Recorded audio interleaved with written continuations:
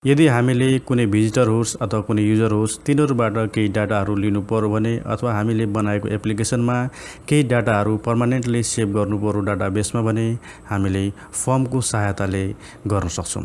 सकले नमस्कार, म मोहन तबदार। तपाईहरुलाई स्वागत छ मेरो युट्युब च्यानल AM2 भिजुअल्समा। आजको यो भिडियोमा तपाईहरुलाई फर्म ह्यान्डलिङ कसरी गर्ने, गेट पोस्ट भनेको के हो त्यसको विषयमा हामी चर्चा गर्नेछौँ। अब स्टार्ट गरौँ आजको यो भिडियोबाट।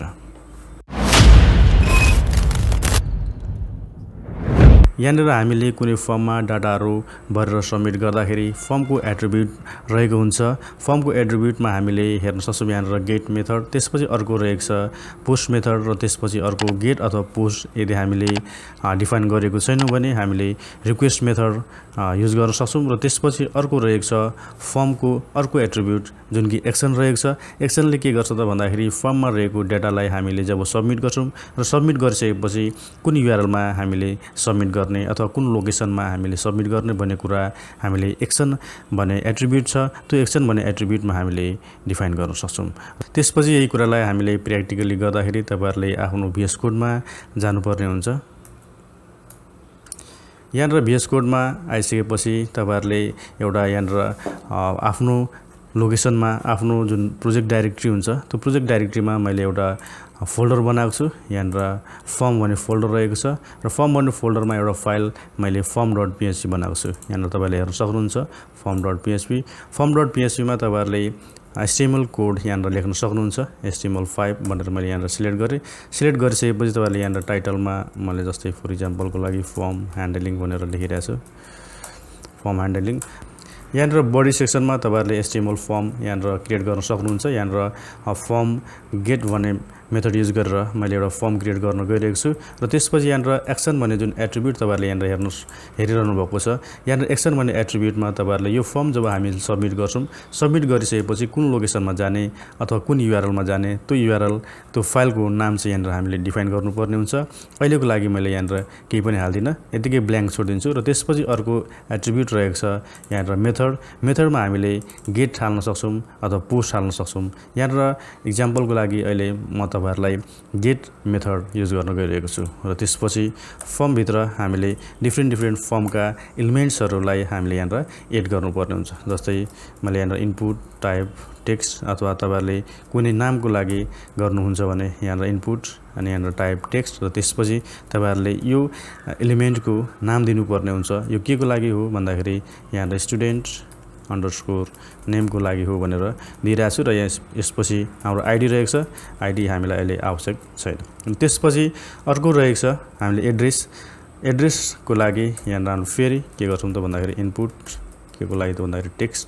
हामीले एड्रेसको लागि पनि टेक्स्ट बक्स नै युज गर्छौँ। यहाँनिर इनपुट एट्रिब्युट हाम्रो टाइप अनि के को लागि हो भन्दाखेरि यहाँनिर हामीले टेक्स्टको लागि हो र त्यसपछि यहाँनिर हाम्रो नाममा के दिन्छौँ त भन्दाखेरि स्टुडेन्ट अंडरस्कोर एड्रेस भनेर हामीले यहाँनिर दिन्छौँ र त्यसपछि यो आइडीलाई पनि के गर्ने त डिलिट गरिदिने र त्यसपछि अर्को रहेको छ इनपुट टाइप हाम्रो सबमिट भनेर हामीले लेख्छौँ। सबमिटले के गर्छ त भन्दाखेरि सबमिट बटन क्रिएट गर्छ ताकि हामीले फर्ममा डाटाहरू भरिसकेपछि हामीले सबमिट गर्यौँ भने यो के हुन जान्छ त क्लाइन्टबाट सर्भरमा के हुने हो त सेन्ड हुन्छ, पोस्ट हुन्छ। त यहाँनिर हामीले के गर्छौँ त भन्दाखेरि इनपुट टाइप सबमिट र त्यसपछि भ्यालु हामीले के दिन्छौँ त भन्दाखेरि जस्तै सेन्ड भनेर यहाँनिर हामीले दिन सक्छौँ।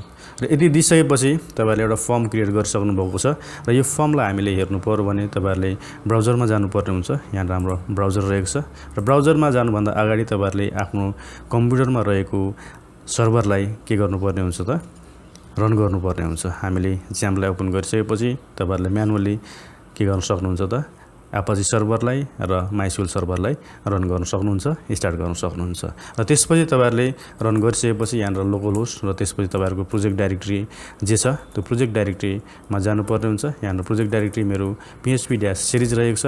यहाँनिर PHP-सिरिजमा तपाईहरु गइसकेपछि मैले एउटा फोल्डर बनाएको थिएँ यहाँनिर फर्मको लागि, यहाँनिर फर्म भन्ने फोल्डर। यसमा क्लिक गरिसकेपछि त्यसपछि यसभित्र रहेका फाइलहरूलाई यहाँनिर अहिले लिस्ट गर्छ। यहाँनिर हामी हेर्न सक्छौँ form.php लाई हामी के गर्छौँ त क्लिक गर्छौँ र क्लिक गरिसकेपछि तपाईहरुले यहाँनिर हेर्न सक्नुहुन्छ।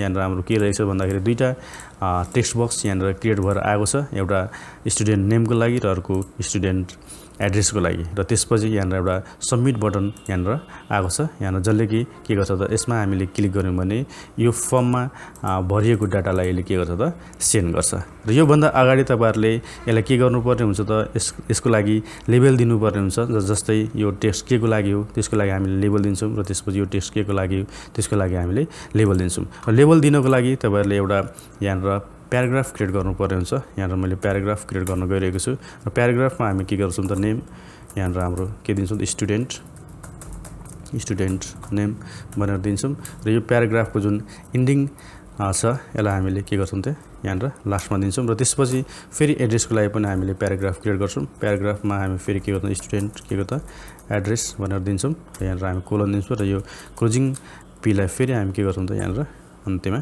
यसरी दिन्छौं र यदि दिइसकेपछि तपाईहरुले फेरि यसलाई हामीले रिफ्रेश गरेर हेर्यौं भने यो के हुन्छ त मल्टिपल लाइनमा यहाँनिर डिस्प्ले हुने भयो यहाँनिर हामीले हेर्न सक्छौं यो टेक्स्ट बक्स के को लागि हो भन्दाखेरि यहाँनिर स्टुडेन्ट नेमको लागि हो भन्ने कुरा यहाँनिर बुझिन्छ त्यसरी नै यो टेक्स्ट बक्स के को लागि हो भन्दाखेरि स्टुडेन्ट एड्रेसको लागि हो भनेर बुझिन्छ र त्यसपछि हामीले यहाँनिर स्पेस दिनुपर्ने हुन्छ यहाँनिर स्पेस दिएको छैन स्पेस यसरी हामीले स्पेस दिन सक्छौं र यसरी नै हामीले एउटा फर्म डिजाइन गर्न सक्छौं HTML मा र यसलाई हामीले जब सबमिट गर्छौं र सबमिट गरिसकेपछि यो इन्फर्मेसन यो डाटाहरु कहाँ जान्छ भन्ने कुरा यहाँनिर हामीले डिफाइन गर्नुपर्ने हुन्छ यहाँनिर एक्सन भन्ने यहाँनिर जुन प्रोपर्टी रहेको छ एक्सन एट्रिब्युटमा हामीले एउटा भ्यालु दिन्छौं यदि तपाईहरुले एक्सनमा केही पनि भ्यालु दिनु भएको छैन भने यो सबमिट भइसकेपछि कहाँ जान्छ त यो डाटा फेरि यही फाइलले के गर्छ त ह्यान्डल गर्छ र यति गरिसकेपछि तपाईहरुले गेट मेथडमा के हुन्छ अथवा पोस्ट मेथड हामीले यहाँनिर मेथडमा लेखिसकेपछि के हुन्छ त्यो कुराहरु हेर्नु पर्यो भने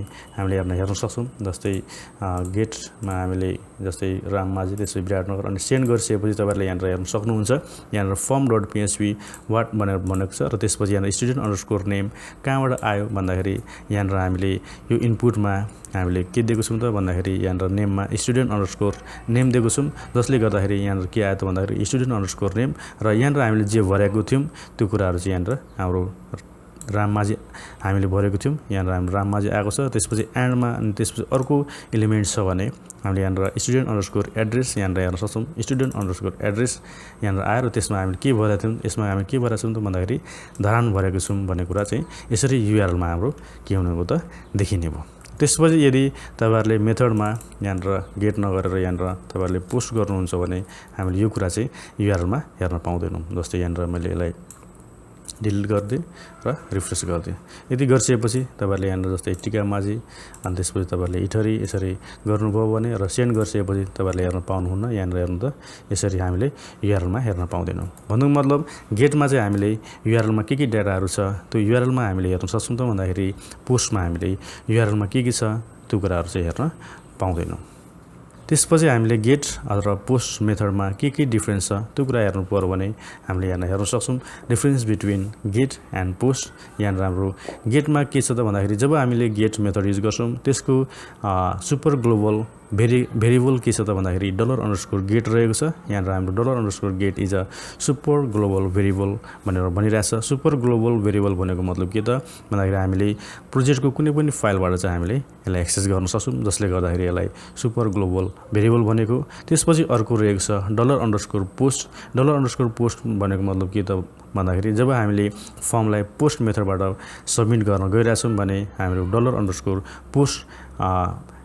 भेरिएबलमा के हुने भयो त सम्पूर्ण डाटाहरु चाहिँ के हुने भयो त सेभ हुने भयो र त्यसबाट हामीले डाटाहरुलाई चाहिँ एक्सेस गर्न सक्छौं रिड गर्न सक्छौं त्यसपछि हाम्रो के रहेछ त भन्दाखेरि गेटमा data is visible in URL हामीले अहिले भर्खरै हेर्यौं जब हामीले गेट मेथडबाट फर्मलाई सबमिट गरेका थियौं त्यतिखेर URL मा सम्पूर्ण डाटाहरु चाहिँ देखिएको थियो त्यसपछि पोस्टमा चाहिँ के छ त भन्दाखेरि data is not visible in URL हामीले डाटाहरु चाहिँ URL मा हेर्दैनौं त्यसपछि अर्को रहेको छ it is not good for sensitive data हामीले जब गेट मेथड युज गर्छौं गेट मेथडमा हामीले कुनै पनि सेन्सिटिभ डाटाहरु चाहिँ युज गर्दैनौं सेन्सिटिभ डाटाहरु चाहिँ हामीले सबमिट गर्दैनौं जस्तै तपाईहरुको बैंक अकाउन्ट हुन्छ अथवा तपाईहरुको युजर नेम हुन्छ अथवा पासवर्ड हुन्छ यसो खालको फर्म यदि तपाईहरुले डिजाइन गर्नु भएको छ भने हामीले कहिले पनि त्यो फर्मलाई गेट मेथड युज गर्दैनौं त्यसको लागि हामीले के गर्छौं त भन्दाखेरि पोस्ट मेथड युज गर्छौँ। यहाँनिर पोस्टमा के रहेको छ त भन्दाखेरि it is good for sensitive data. त्यसपछि अर्को रहेको छ 4औं नम्बरमा हामीले हेर्न सक्छौँ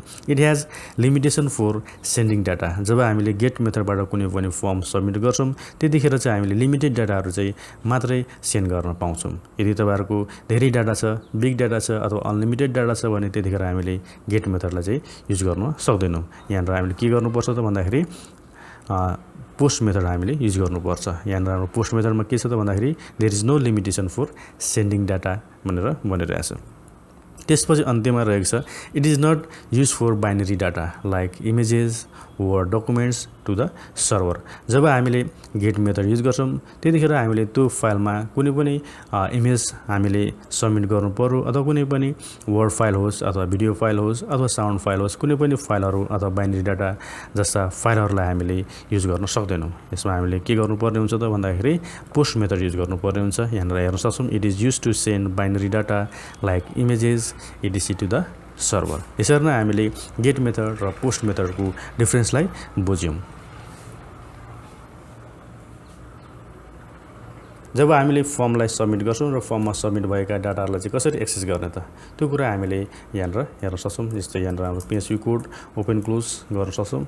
यहाँनिर हाम्रो के रहेको छ त भन्दाखेरि यहाँनिर हामीले गेट मेथड युज गर्छौँ। यहाँनिर मेथडको ठाउँमा गेट र त्यसपछि तपाईँहरूले यहाँनिर गेट मेथड युज गर्नको लागि हामीले एउटा PHPमा एउटा डिबगिङ फङ्सन रहेको छ। एरियामा रहेका डाटाहरूलाई चाहिँ प्रिन्ट गर्नु पर्यो भने हामीले प्रिन्ट अन्डरस्कोर R गर्छौँ र यहाँनिर हाम्रो कहाँ जान्छ त भन्दाखेरि गेट डलर अन्डरस्कोर गेट भेरिएबलमा जान्छ। त्यसले गर्दाखेरि हामीले यहाँनिर print underscore R dollar underscore get भनेर हामीले यहाँनिर लेखिरहेछौँ। र योभन्दा अगाडि तपाईँहरूले के गर्नुपर्ने हुन्छ त इको एउटा प्री फर्मेटेड यहाँनिर हामीले एउटा ट्याग रहेको छ PHPमा हामीले प्री भनेर लेख्न सक्छौँ।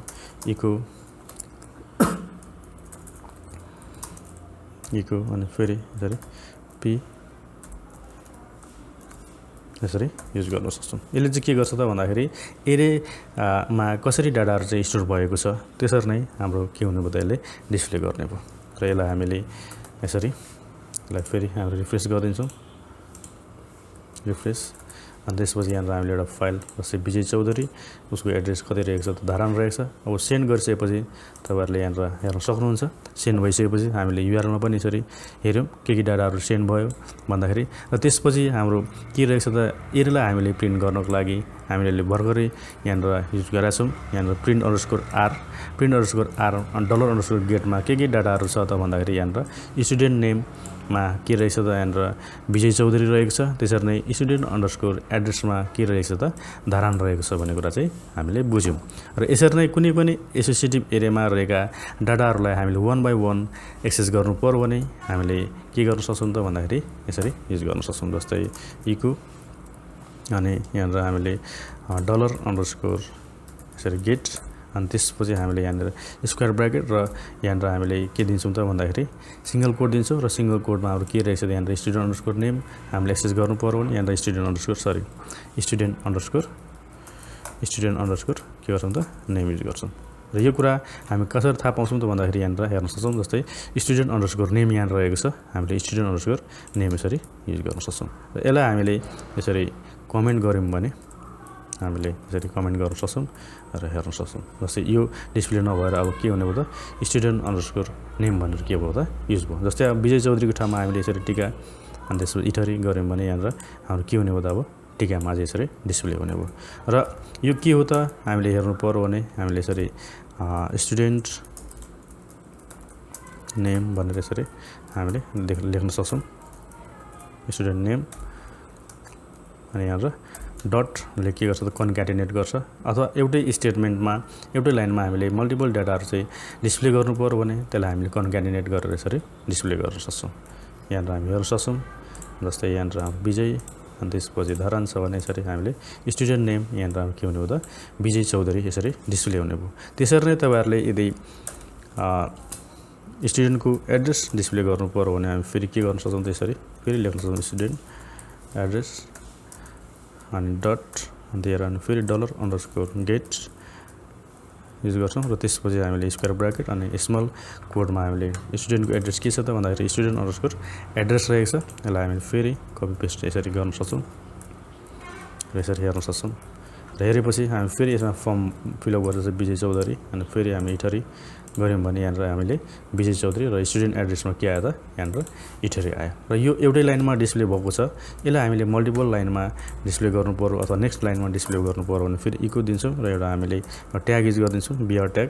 बियर ट्यागले के गर्छ त भन्दाखेरि यसलाई अर्को लाइनमा डिस्प्ले गरिदिने हो। जस्तै हाम्रो राममाझी एड्रेसमा हाम्रो इटरी छ भने यसरी तपाईँहरूले स्टुडेन्ट नेम राममाझी र स्टुडेन्ट एड्रेस इटरी भनेर हामीले के गर्न सक्छौँ त डिस्प्ले गर्न सक्छौँ। र यो त भयो हाम्रो गेट मेथड। तर हामीले यसमा पोस्ट मेथड युज गऱ्यौँ भने के हुन्छ त भन्दाखेरि सिम्पली हामी के गर्छौँ त गेटको ठाउँमा हामीले यसरी पोस्ट हालिदिन्छौँ। यसरी पोस्ट सबै क्यापिटल हुन्छ पोस्ट। अनि त्यसपछि फेरि यहाँनिर हाम्रो गेटको ठाउँमा के गर्छ त पोस्ट युज गरिदिन्छौँ। र यति गरिसकेपछि तपाईँहरूले यसलाई फेरि हामी के गर्छौँ त यसलाई रिफ्रेस गर्नुपर्ने हुन्छ। यसलाई मैले डिलिट गरिदिएँ यसरी। यहाँनिर के भनिरहेछ त भन्दाखेरि अनडिफाइन्ड इन्डेक्स। यहाँनिर हामीले केही भरेको छैन त्यही भएर त्यस्तो भनेको। जस्तै हाम्रो यहाँनिर टिकामाझी अनि त्यसपछि हामीले यसलाई विराटनगर गऱ्यौँ भने सेन्ड गरिसकेपछि हामीले हेर्न सक्छौँ यहाँनिर टिकामाझी र यसरी विराटनगर। तर यहाँनिर युआरएलमा देखिएन। किन भन्दाखेरि यो पोस्ट मेथड भएकोले गर्दाखेरि देखिएन।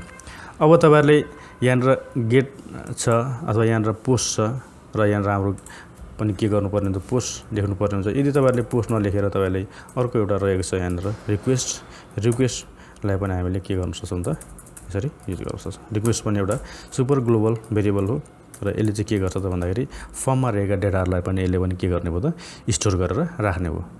यदि यो मेथड पोस्ट भए पनि गेट भए पनि हामीले $_ भन्ने मेथडबाट चाहिँ के गर्न सक्छौँ त त्यसलाई रिड गर्न सक्छौँ। जस्तै यसलाई मैले फेरि रिफ्रेस गरिदिएँ अनि फेरि हामीले चाहिँ यहाँनिर हाम्रो टिका अनि यहाँनिर विराटनगर छ भने हामीले फेरि रिक्वेस्टबाट पनि हामीले त्यसरी नै के गर्न सक्छौँ त डिस्प्ले गर्न सक्छौँ।